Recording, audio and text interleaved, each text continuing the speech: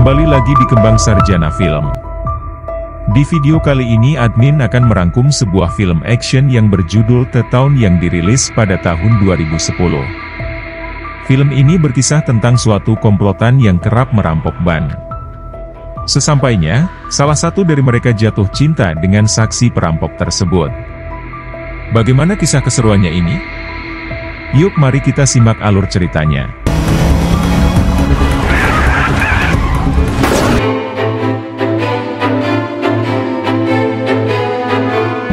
Film diawali dengan Dorman yang menjelaskan bahwa kawasan Charleston sangat terkenal dengan perampokan ban.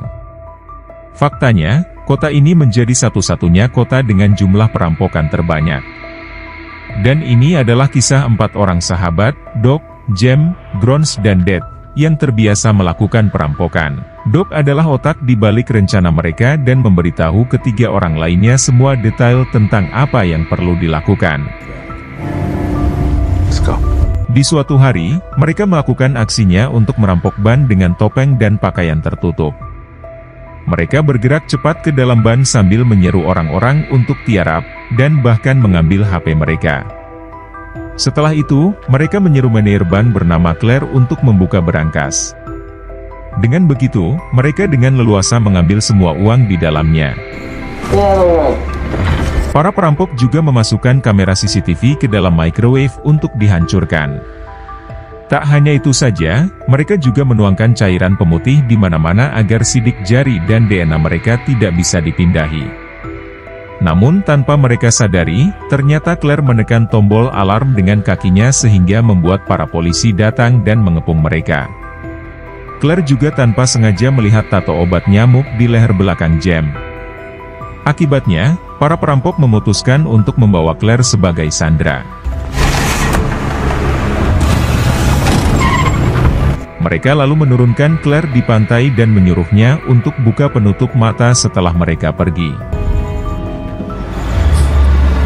Setelah kejadian itu, TKP diambil alih oleh FBI dan menjadi tanggung jawab agen khusus Adam Frawley.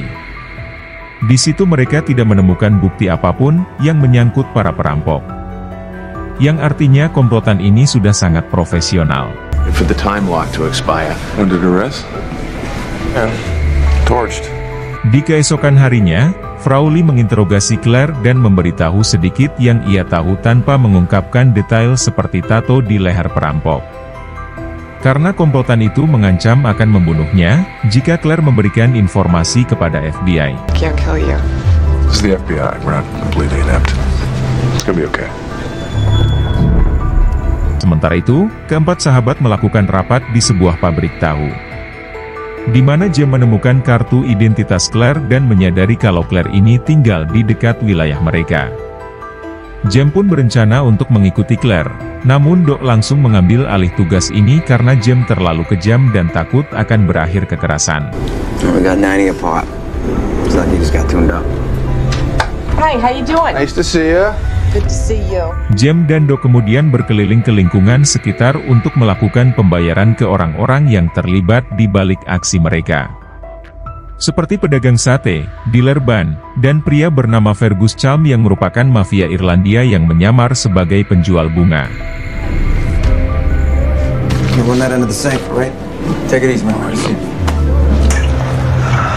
Di malam harinya, keempat pencuri ini kemudian menghabiskan uangnya untuk foya-foya di klub malam. Doc juga kembali didekati oleh adik Jem yang bernama Chris, meskipun Doc mencoba menghindarinya, akan tetapi Chris terlihat menyukai dengan ketampanan Doc. Do I look like I got in a fight? You didn't say nothing to her first. The Jamaican started. Tanya was with us. Oh, do you miss it? Keesokan paginya, Doc kemudian mulai mengikuti Claire sampai ke tempat binatu. Di saat itulah, Claire menangis saat melihat noda di baju kerahnya. Doc pun mengambil kesempatan itu untuk mendekati Claire. Ia berpura-pura menenangkan Claire dan mengajaknya untuk beli kacang hijau. See if we can turn your week around. Keduanya kemudian mulai bercerita, bahkan Do juga mengaku kerja sebagai pembuat adonan kue dan ayahnya tinggal di pinggiran kota, yang mana ayahnya ini lagi di hotel Prodeo. Say yappy, someone's not from Charlestown. You know what I mean? Yeah. Do kemudian membawa Claire naik perahu, dan mengaku kalau perahu itu milik temannya. Namun, sebenarnya perahu itu milik Kang Bahar. That's the truth. Di hari berikutnya, Frawley mendapatkan petunjuk kalau para perampok ini pintar dalam mengolah kotak sistem listrik di ban. Dan orang yang tahu tentang hal ini biasanya kerja di tempat seperti Vericom. Mengetahui hal itu, Frawley pun mulai mencari informasi tentang profil karyawan Vericom. Pada saat itu juga Frawley menemui Claire untuk menginterogasi beberapa pertanyaan. In federal prison. The Lionized Square Mile. There she is. Singkat cerita, seiring berjalan waktu, Claire dan Doc semakin dekat. Claire mengaku kalau ia bekerja sama dengan FBI dan membantu memberi informasi yang ia ketahui. Claire kemudian mendongeng, kalau ia sempat melihat tato pelaku perampokan. Tapi sampai saat ini belum memberitahu FBI karena takut akan ancaman dari si pelaku. Mengetahui hal itu, Doc pun menyarankan, agar saat ini Claire merahasiakannya terlebih dahulu. Dan akan membeberkannya di lain waktu. Doc lalu mulai bercerita tentang ibunya yang sudah pergi sejak ia masih berusia 6 tahun. Dan saat ini ia mencoba untuk mencarinya. Selain itu, Claire juga bercerita kalau ia pernah dilempari botol kaca saat berangkat kerja oleh preman setempat.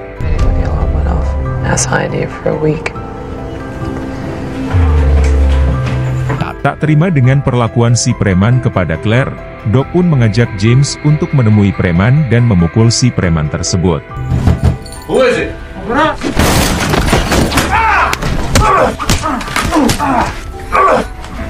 Setelah memukul si preman, Doc memberi peringatan agar si preman pergi dari tempat ini. Tapi James malah menjadi lebih kejam dengan menembak kedua kaki si preman. No? What the fuck? See my face, right? But just remember.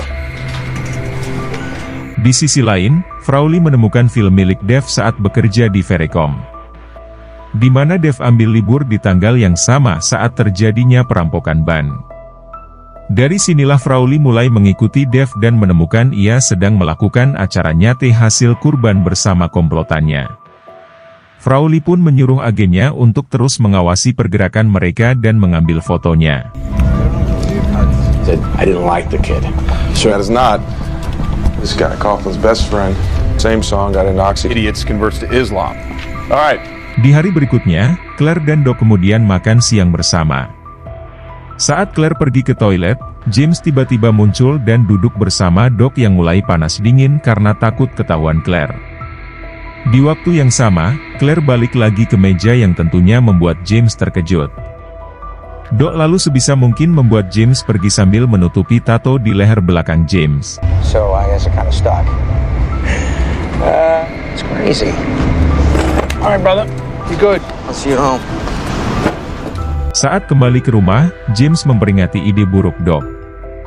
Karena mereka tidak ada saksi yang bisa membawa mereka ke penjara. James juga menyuruh Doc agar memberitahu hal itu ke anggota lain. Selain itu, mereka juga harus bersiap untuk perampokan selanjutnya. Akan tetapi di sini, Doc merasa kalau ia belum siap untuk aksi berikutnya. Dan menyuruh James untuk mencari orang lain saja. Sayangnya, James tak mau, ia memperbolehkan Doc untuk berhenti dari pekerjaan haram ini. Jika Doc mau melakukan aksi perampokan kali ini untuk terakhir kalinya, Doc pun menyetujui hal itu. Mereka lalu menyiapkan beberapa hal yang diperlukan seperti mengambil sebagian rambut dari sebuah salon untuk dijadikan barang bukti palsu. Mereka juga mencuci diri sampai bersih serta membersihkan semua peralatan menggunakan pemutih agar tidak ada bekas sidik jari mereka. Mereka kemudian naik ke mobil dan memakai topeng untuk menutupi identitas mereka. Setelah itu, mereka lanjut mengikuti truk lapis baja yang membawa uang ban dan langsung merampoknya. Awalnya semuanya berjalan dengan lancar, tapi salah satu penjaga melakukan perlawanan dengan mengarahkan senjata ke Doc. Tak hanya itu, para polisi juga mulai berdatangan yang akhirnya membuat James terpaksa membunuh penjaga tersebut dan pergi secepat mungkin. Alhasil, aksi kejar-kejaran antara perampok dan polisi pun terjadi. Tak lama kemudian, polisi berhasil menyudutkan mereka. Namun, para perampok itu menembaki secara brutal dan segera melarikan diri.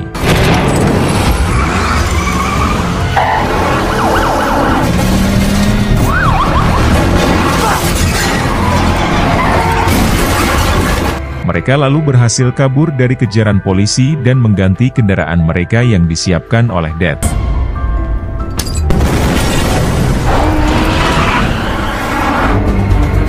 Saat mereka berhenti untuk mengganti kendaraan lagi, mereka diketahui oleh salah satu petugas polisi yang sedang parkir di dekat mereka. Tapi, karena sendirian, petugas itu pun takut dan pura-pura tidak melihat apapun. Meskipun belum menemukan bukti yang nyata. Tetapi, Frawley langsung meminta anak buahnya untuk menangkapnya dan ketiga temannya.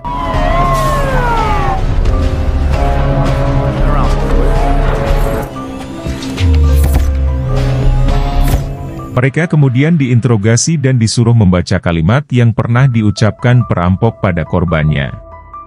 Namun meskipun begitu, hasil penyelidikan sama sekali tidak sesuai.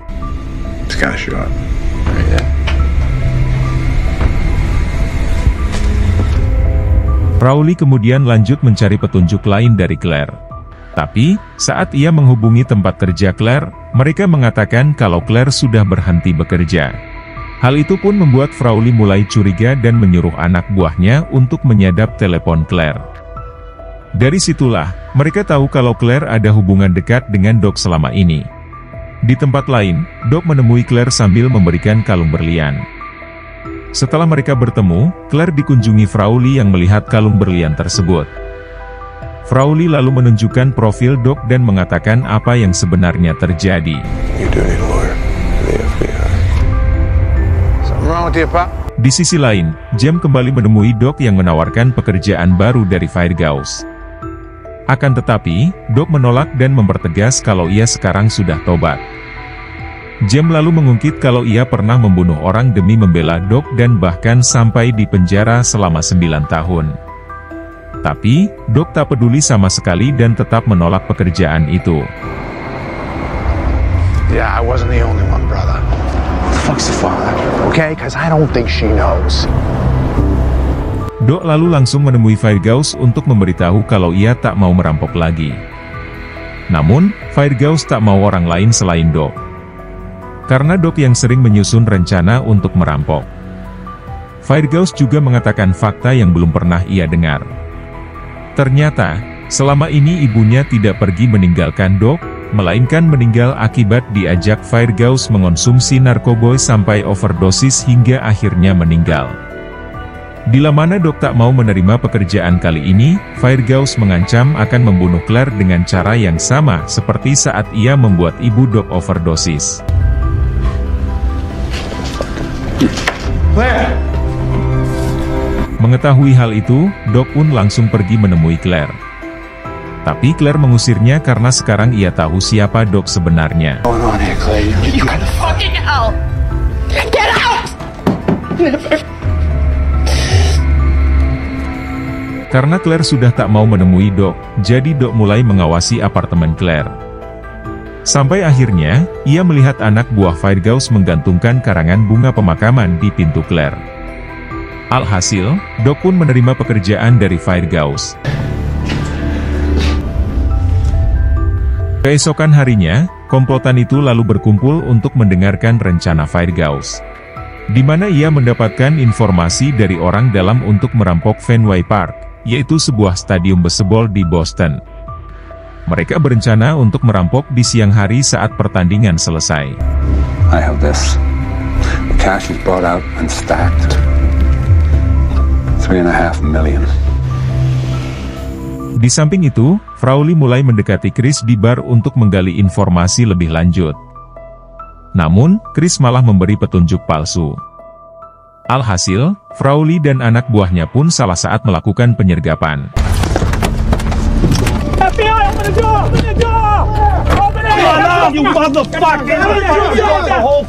Di sisi lain, Chris menemui Doc dan membujuknya untuk membawanya pergi hidup bersama. Namun tentunya, Doc tak mau dan mengusirnya.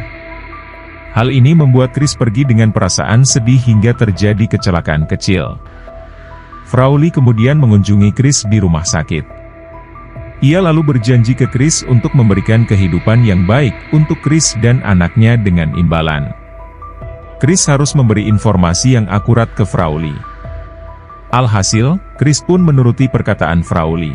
After what?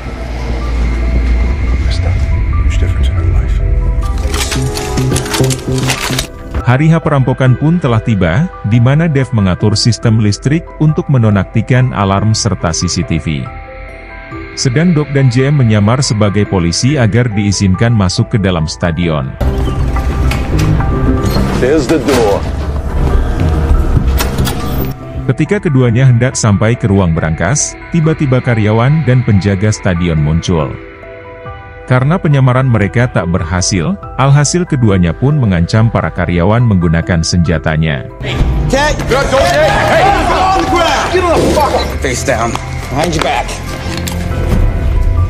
Setelah itu, Doc dan JM pergi ke ruang berangkas sambil mengancam keluarga karyawan di dalam untuk membukakan pintu. Also, Linda.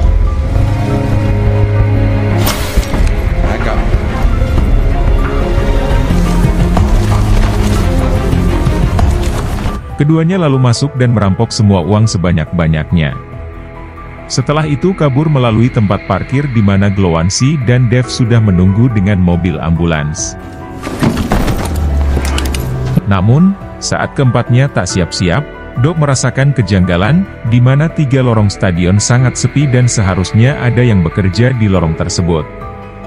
Ketika Doc melihat jendela, ia langsung terkejut karena FBI sudah mengepung seluruh pintu gedung. Menyadari hal itu, Jem pun langsung menembaki pasukan FBI yang bersembunyi. Alhasil, baku tembak antara perampok dan agen FBI pun dimulai.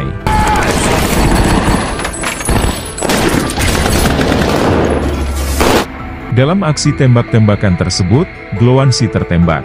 Tetapi Glowance masih bisa bertahan karena memakai rompi anti peluru.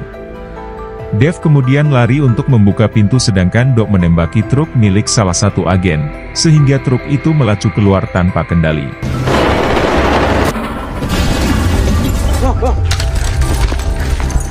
Selang tak lama, FBI kemudian melemparkan beberapa granat melalui jendela hingga membuat indera pendengaran para perampok terganggu.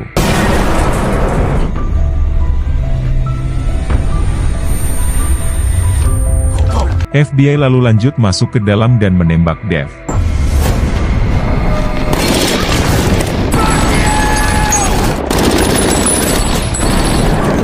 Setelah itu, Glowance menyusun rencana, di mana ia akan pergi sambil mengawasi FBI. Sementara Doc dan Jem kembali menyamar sebagai polisi sambil membawa uangnya. Doc dan Jem lalu mulai berbaur dengan polisi lain dan mencoba untuk kabur. Sedang Glowance mengendarai ambulannya keluar melewati para agen FBI. Namun, para agen langsung menembaki Glowance hingga ia meninggal. Sehingga ambulan yang dikendarainya menabrak sebuah truk besar. Tak lama kemudian, FBI menerima informasi dari karyawan stadion kalau pelaku perampokan ada yang menggunakan seragam polisi. Jadi, Frawley pun segera mencari polisi yang mencurigakan itu. Dan di saat itulah, ia melihat Jem berjalan sambil membawa tas besar. Tapi saat Frawley mengikutinya, Jem langsung menembaki Frawley. Namun sayangnya, hari ini bukan hari keberuntungan Jem.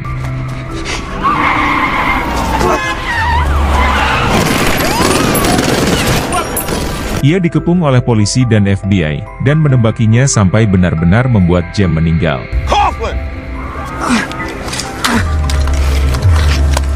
I surrender! Di samping itu, Doc melihat kejadian itu dan mengambil kesempatan ini untuk kabur.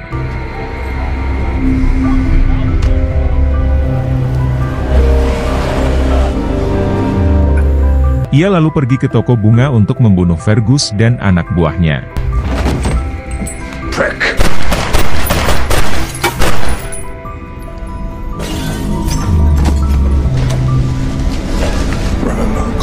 That's for you. Doc lalu pergi membawa sejumlah uang yang ia sembunyikan dan kemudian menelpon Claire. Tapi tanpa sadari, Doc mengintai Claire dari gedung sebelah dan melihat Claire sedang bersama FBI. Claire lalu disuruh untuk membujuk Doc agar datang. Meskipun Doc sebenarnya tahu kalau di sana ada FBI, tapi ia setuju untuk datang ke tempat Claire.